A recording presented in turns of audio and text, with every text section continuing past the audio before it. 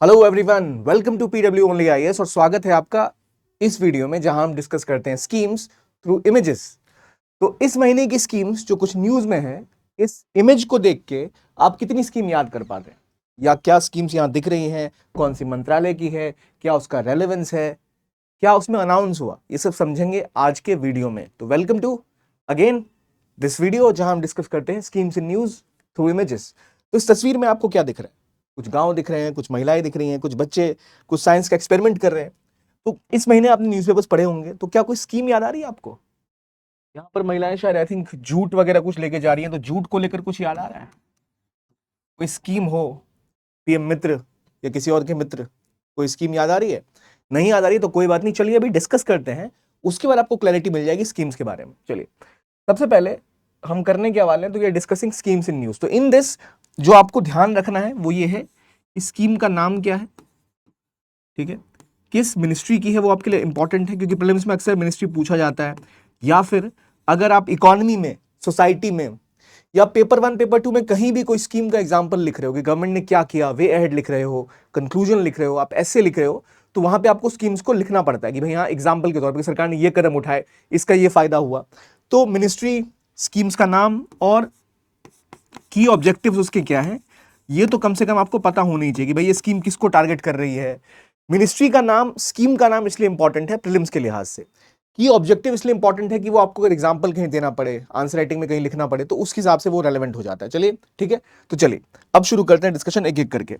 सबसे पहले आप इस इमेज को देखो। इस इमेज में आपको कई सारे लोग दिख रहे हैं। अब सॉरी, इस एक इमेज में कई सारी स्कीम्स छुपी हुई हैं। जैसे एक हेल्थ कैंप इसी महीने सितंबर में लगा था महिलाओं के लिए और बच्चों के लिए, जहां पर महिलाओं की सेहत पर ध्यान दिया गया। कोई चीज याद आ रही है आपको? यहाँ जूट फैक्ट्री है, इसको लेकर भी एक अनाउंसमेंट हुई है। तो जूट, महिलाओं की सेहत, हेल्थ, महिलाएं यहाँ काम कर रही हैं, उनके रोजगार के लिए भी कुछ आपने काम किया है। फिर यहाँ कुछ बच्चे एक्सपेरिमेंट कर रहे हैं स्कूल को लेकर, stem, science technology, engineering mathematics, इसके लिए कुछ काम हुआ है। और एक जो यहाँ पर आपको टीचर्स दिख रहे हैं, रिसर्चर्स दिख रहे हैं, इनके लिए भी कुछ योगदान की बात की गई है। तो by the end of this video when you will come back, you will remember all the schemes जो इनसे जुड़ा हुआ है। तो चलिए एक एक करके स्कीम की शुरुआत करते हैं। इस इमेज को जरा दिमाग में रखिए, कहां पर कौन खड़ा है, एक बार इमेजिन कर लो बस इसको, ठीक है। चलो सबसे पहले आते हैं जो शिविर लगा हुआ था हमारी तस्वीर में, उस शिविर के बारे में। अब शिविर का नाम क्या है? स्वस्थ नारी सशक्त परिवार अभियान। अब स्वस्थ नारी सशक्त परिवार, मैं यहां दोबारा आता हूं, ये हमारा एक कैंपेन है, यानी स्वस्थ नारी और सशक्त परिवार। क्योंकि महिलाओं के ही अगर उनकी सेहत अच्छी रहती है, क्योंकि फैमिली का एक बड़ा बोझ महिलाओं के ऊपर पारंपरिक रूप से हमारे परिवारों में आता है ट्रेडिशनली, तो उसकी वजह से they are a lot dependent, the whole families health is dependent on the health of the women of the family. Because घर का रख रखाव, खाना और सेहत पे काम करना, ये काम मुख्य रूप से महिलाओं का होता है ट्रेडिशनली। तो अगर महिलाओं का स्वास्थ्य गड़बड़ रहेगा तो परिवार का स्वास्थ्य तो पहले ही खराब रहेगा। एक सशक्त, शिक्षित और स्किल्ड जो आप वर्कफोर्स चाहते हैं, फैमिलीज चाहते हैं, वो तभी हो पाएगी जब घर की महिलाएं स्वस्थ रहेंगी। तो उसको लेकर प्राइम मिनिस्टर ने लॉन्च किया एक नेशन वाइड कैंपेन। क्या कैंपेन का नाम है? कैंपेन का नाम है स्वस्थ नारी सशक्त परिवार अभियान।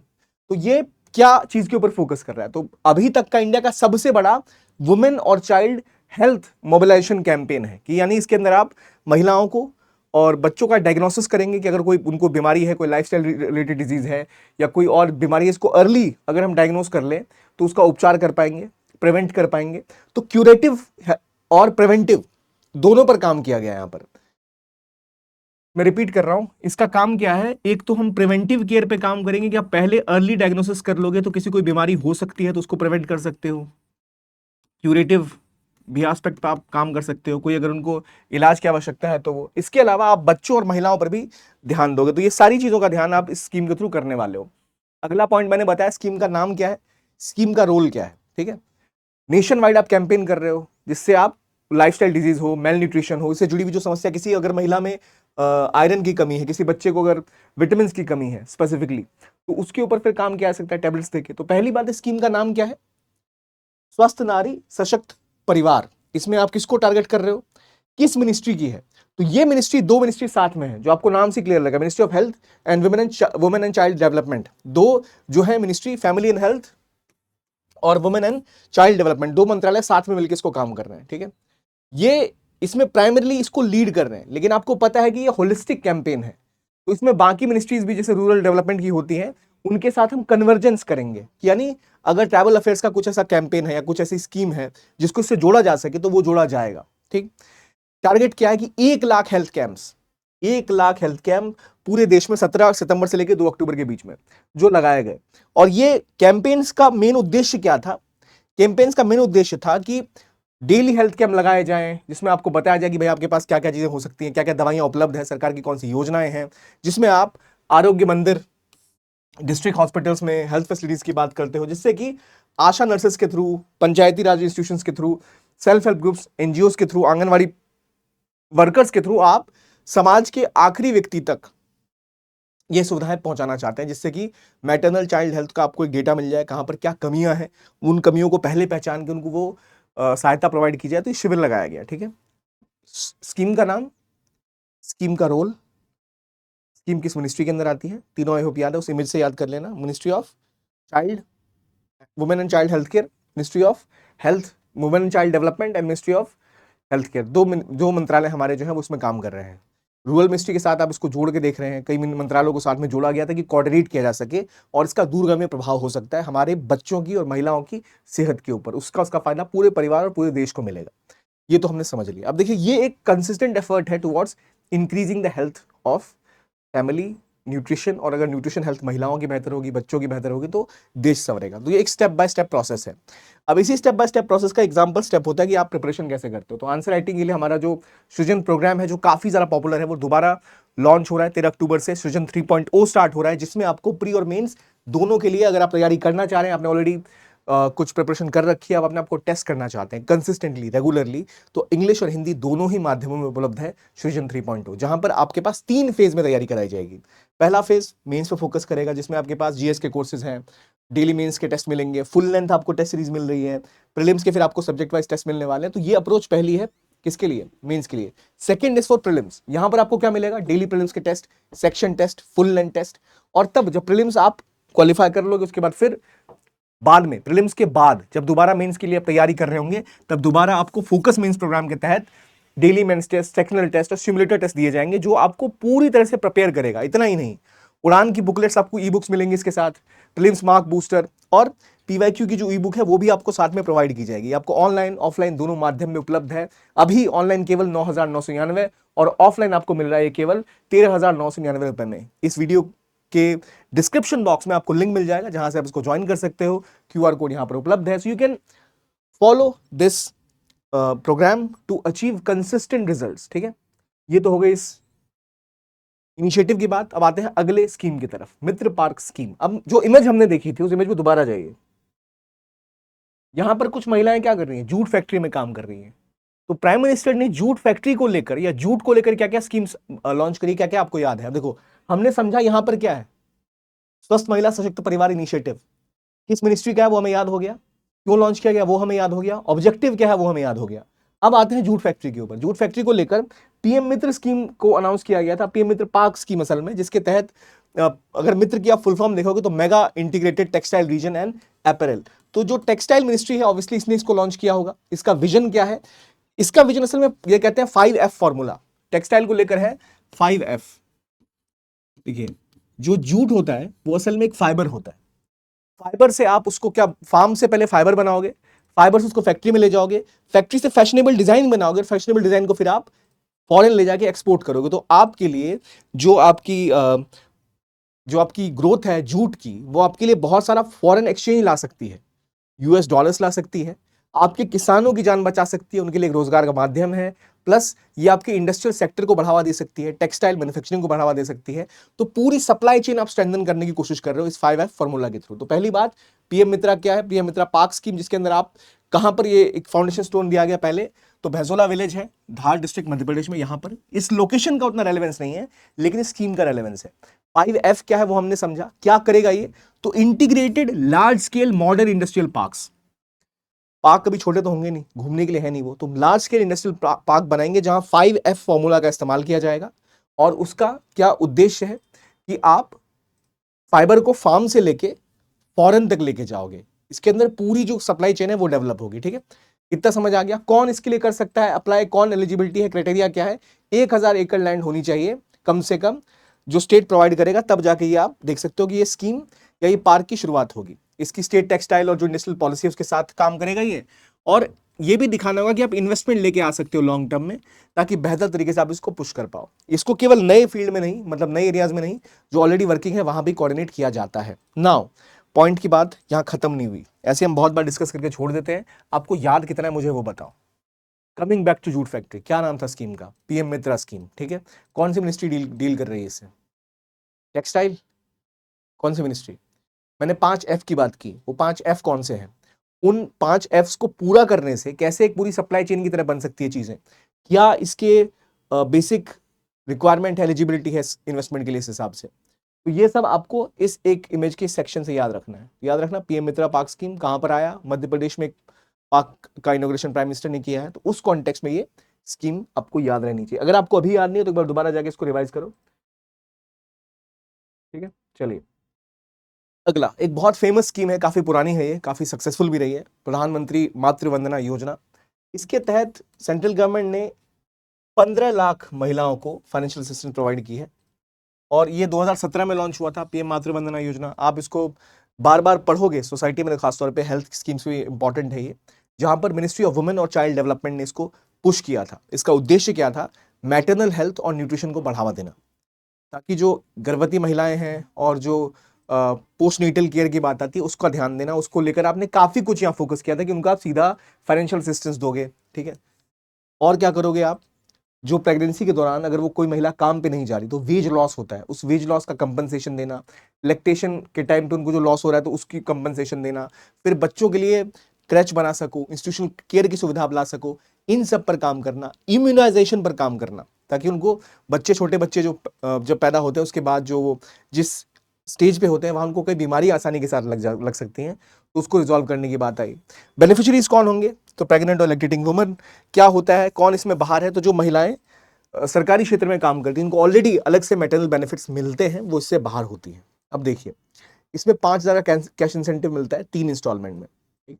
और अगर दूसरी जो है बर्थ ऑफ सेकंड चाइल्ड वो अगर गर्ल होती है तो 6,000 रुपए का वहां भी आपको सम दिया जाता है। ये एक सेंट्रली स्पॉन्सर्ड स्कीम है। दो चीजें बताइए मुझे, एक सेंट्रल स्पॉन्सर्ड स्कीम और एक सेंट्रल सेक्टर स्कीम में क्या फर्क होता है? कमेंट बॉक्स में लिखिए, what is difference between central sector scheme and central sponsored scheme. एक पूरी तरह से 100% सेंटर पैसा भरती है उसका, एक जो है थोड़ा सेंट्रल गवर्नमेंट और थोड़ा स्टेट गवर्नमेंट भरती है। बताइए मुझे कमेंट बॉक्स में। और दूसरी बात, मातृ वंदना योजना जो है बहुत इंपॉर्टेंट है, किस किस लिहाज से? अगर मैं आपसे अब मेंस के लिहाज से देखूं इसको, तो ये योजना किस मिनिस्ट्री की है वो तो आपको याद रहेगी। 5,000 की आप इसमें हेल्थ इंसेंटिव या फाइनेंशियल इंसेंटिव दे रहे हो, वो आपको पता है। किन एरियाज पे काम कर रही है? तो सबसे पहले जो आपका मेल न्यूट्रिशन का प्रॉब्लम है उसको रिजॉल्व करने में एक बड़ा रोल ये निभा सकती है। मेल न्यूट्रिशन किस तरह से? क्योंकि आप early childhood care, child development, lactating woman, pregnant women, इन सब को इसमें आप टारगेट कर रहे हो, तो वो सब उनकी जो हेल्थ प्रॉब्लम्स है उसको आप रिजॉल्व कर पाओगे। That's very important in that context. I hope it is clear to you. ठीक है, चलिए अब अगले स्कीम की ओर बढ़ते हैं, which is North East spark programme. अब ये स्पार्क प्रोग्राम क्या है? तो इसरो के साथ मिलके जो हमारी ministry of development of North East region है, उन्होंने North East spark programme launch किया है। इसका काम यह है कि नॉर्थ ईस्ट के जो स्टूडेंट्स हैं खासतौर पे उनके अंदर स्पेस को लेकर नॉलेज बढ़ाना, स्टूडेंट्स को स्पेस टेक्नोलॉजी के बारे में बताना, उनको उस क्षेत्र में लेके आना। अगेन जब हम नॉर्थ ईस्ट की बात करते हैं, डेवलपमेंट की बात करते हैं, तो वहाँ क्या स्कीम्स हैं? एनी स्पार्क्स की हम बात कर सकते हैं, इंपॉर्टेंट स्कीम जहां पर आप इनोवेशन, न्यू टेक्नोलॉजीज, उनकी अवेयरनेस, इन सब को बढ़ाने की कोशिश कर रहे हो। कैसे? By connecting them to your institutions of excellence like ISRO. तो प्रीलिम्स के लिहाज से शायद ये इतना रेलेवेंट नहीं है, पर हाँ आपको ये पता होना चाहिए कि स्पार्क्स की जब बात आ रही है तो स्पार्क्स किससे डील कर रहा है?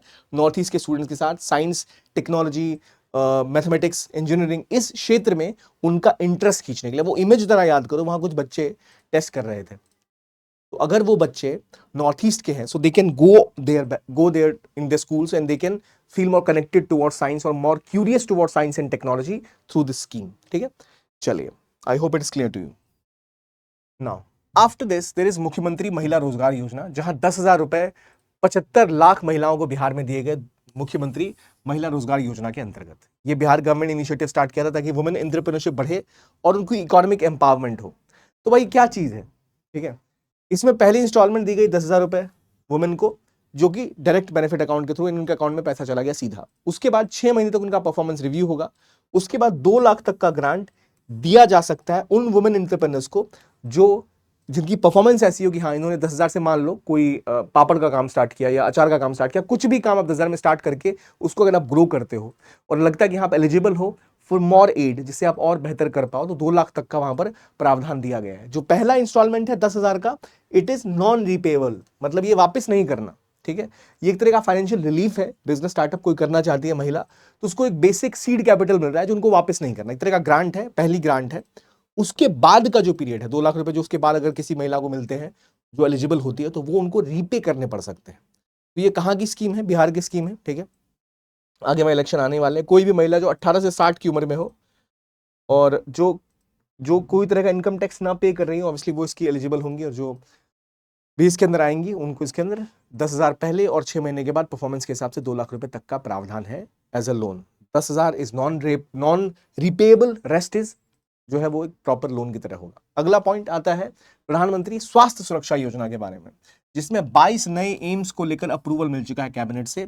इसमें 5,000 पोस्ट ग्रेजुएशन सीट बढ़ेंगी, 5,000 आपकी अंडर ग्रेजुएट यानी एमबीबीएस की सीट्स बढ़ेंगी। और ये जो पूरी योजना है असल में 2016 में ही लॉन्च हुई, 2006 में ही लॉन्च हुई थी मिनिस्ट्री ऑफ हेल्थ और फैमिली वेलफेयर के द्वारा। इसका काम ये था कि टर्शरी हेल्थ केयर, देखो एक होता है प्राइमरी हेल्थ केयर जो आपके छोटे जो हॉस्पिटल हो गए इलाके के, फिर आता है सेकेंडरी हेल्थ केयर जहां आप डिस्ट्रिक्ट हॉस्पिटल्स की बात करते हो, then you reach your tertiary health care जहां पर आता है सुपर स्पेशलिटी हॉस्पिटल्स, यानी जैसे पर्मोलॉजी, जैसे आप मान लो न्यूरो सर्जन के पास आप गए या कार्डियो सर्जन के पास आप गए, तो वहां जो उस लेवल के पीक हॉस्पिटल जैसे एम्स हो गया, तो उनकी क्वालिटी और गुणवत्ता पर काम करने के लिए आपने कोशिश की कि भाई हम जो रीजनल गैप्स हैं, कई जगह पर टर्शरी हेल्थ केयर की सुविधा ही प्राप्त नहीं है, तो उसको स्ट्रेंथन करने के लिए आपने कहा कि हम क्वालिटी एजुकेशन प्रोवाइड करेंगे, इसलिए नए एम्स बनेंगे। इसके अलावा आपके ऑलरेडी जो गवर्नमेंट मेडिकल कॉलेजेस हैं उनको डेवलप किया जाएगा, क्योंकि एक टर्शरी केयर के हॉस्पिटल की कई सारी जिम्मेदारी होती है क्वालिटी वाइज, और जो ट्रेनिंग मिलती है डॉक्टर्स को, स्टूडेंट्स को जो पढ़ाया जाता है काफ़ी ज़्यादा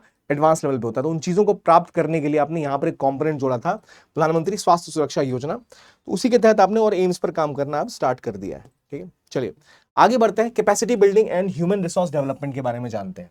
तो यूनियन कैबिनेट ने पास किया है कि एक स्कीम जो CSIR की स्कीम है, जो क्या करेगी, स्कीम का बेसिक काम इतना ही है कि देश भर में जो हाई क्वालिटी रिसर्चर्स हैं स्टेम के फील्ड में, उनको प्लेटफॉर्म देना, यंग स्कॉलर्स को, जो साइंटिस्ट हैं उस क्षेत्र के बड़े बड़े, उन साइंटिस्टों के साथ उनका एक डिस्कशन होगा, उनके साथ उनको ये बताया जाएगा देखिए आप इनिशिएटिव में आप जुड़िए, अगर आप जुड़ते हैं तो आप और आगे जाते हैं, आपको और इसमें बढ़ोतरी मिलेगी, आप इसमें और इनोवेशन में आगे बढ़ पाएंगे। तो ये ऑब्जेक्टिव है हाई क्वालिटी रिसर्चर्स को प्लेटफॉर्म देने का, उनको और एमिनेंट साइंटिस्ट अगर वो जो है ऑलरेडी फील्ड के, उनके साथ उनका समन्वय करवाना, उनको और प्रोत्साहन दिलवाना। तो ये कैपेसिटी बिल्डिंग की बात है, ह्यूमन रिसोर्स डेवलपमेंट की बात है।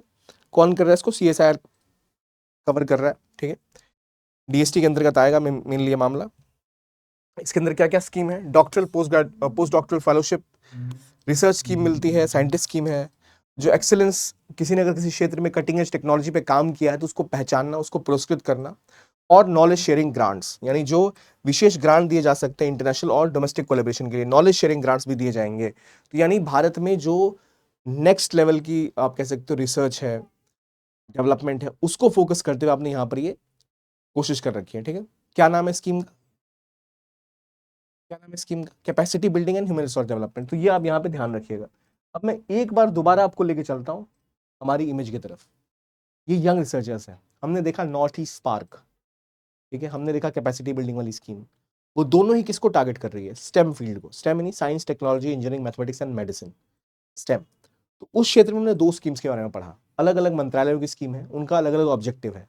वो ऑब्जेक्टिव आपको याद रहेगा, क्यों लॉन्च हुआ वो याद रहेगा। अब अगर आपको पूछा जाए, आपको ऐसे लिखना है, कोई टॉपिक लिखना है इस टॉपिक के ऊपर, तो आप इजीली उसको मेंशन कर सकते हो, हाँ भाई यहाँ पर ये बात हो रही है, ठीक है। चलिए थोड़ा आते हैं जूट फैक्ट्री की तरफ। ये मित्र स्कीम, क्या उद्देश्य है, क्या एलिजिबिलिटी है, किस तरह की स्कीम है, कहाँ लॉन्च हुई है, ठीक है, ये हमने समझा। 5F क्या है वो हमने समझा, ठीक है। फिर आपने देखा स्वास्थ्य महिला सशक्त परिवार की हमने स्कीम के बारे में पढ़ा, उसका क्या ऑब्जेक्टिव है, क्या रोल है, वो हमने जाना।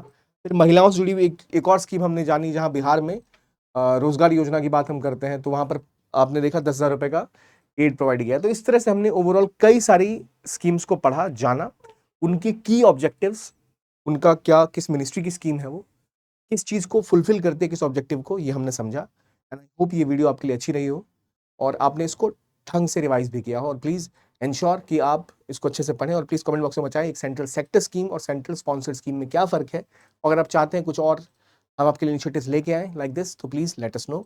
इस वीडियो के लिए इतना ही। Thank you and have a very very nice day.